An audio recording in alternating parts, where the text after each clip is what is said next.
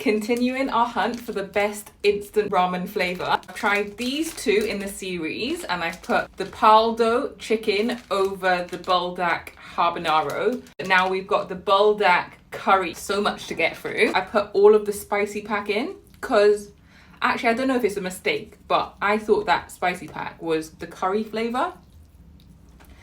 So if it's the same level of spice, then I'm screwed. Because I usually put half a pack in.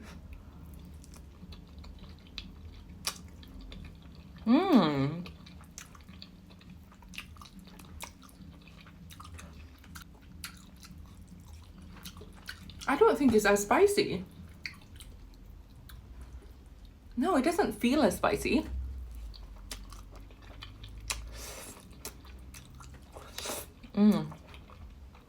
Look at my lovely thin egg. So thin that the yolk looks like